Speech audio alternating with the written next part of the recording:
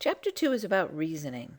In order to be able to do geometric proofs, you need to be able to reason. So let's take a look at an example. If I give you the numbers 2, 4, 6, and I say, what comes next? You can use your reasoning in order to figure this out. You might say that 8, 10, 12 would be the next numbers that come in the sequence. Well, how do you know that? Well, you looked at the numbers and you made an observation. Your observation was, I have 2, and then I add 2 to get 4, and then I add 2 to get 6. Or perhaps you thought they're all even numbers in sequence. So you recognized a pattern. You came up with a conjecture, add 2 to the previous number, or list all the even numbers. And then you reviewed the pattern based on your conjecture, and you came up with a theory. And your theory was the next numbers would be 8 and 10. Well, all of this is called inductive reasoning. So inductive reasoning is defined as a type of logic or reasoning. It allows you to reach conclusions based on a pattern of specific examples or events. So let's take a look at an example here. You sit on the grass and you observe birds flying into a tree. You observe that all the crows that fly into the tree are black. Therefore, you conclude that all crows are black. So let's go through some vocabulary. A conjecture is a conclusion reached by using inductive reasoning.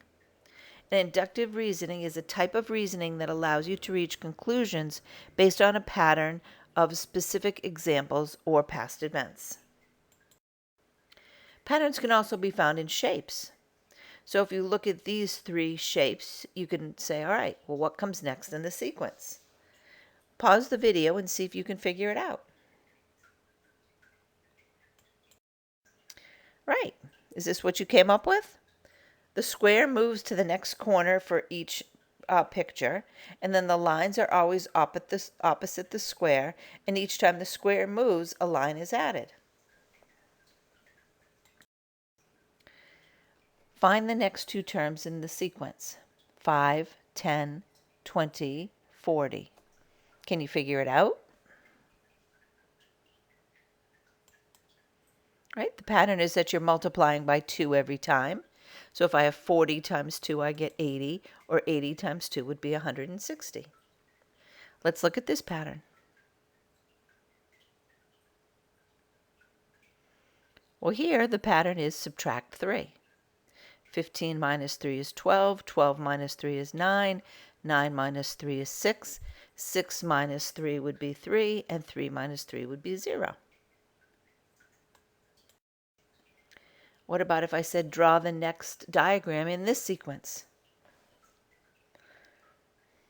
Well, in the picture on the left, the triangle on the far left is colored green, and then the top one is colored green, and then the right one is colored green, so I would think the bottom would be colored green. Are all the conjectures you come up with always true? No.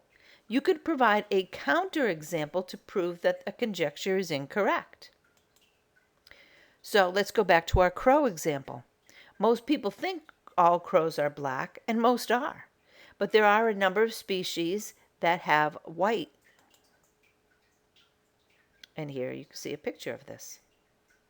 So I've now provided a counterexample to the conjecture that all crows are black, disproving the conjecture.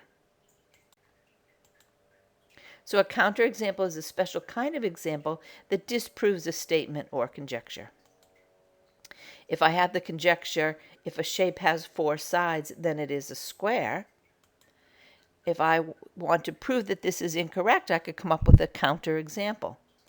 My counterexample could be, well, a rectangle has 4 sides and it is not a square. All right, complete homework 2-1 and let us know if you have questions.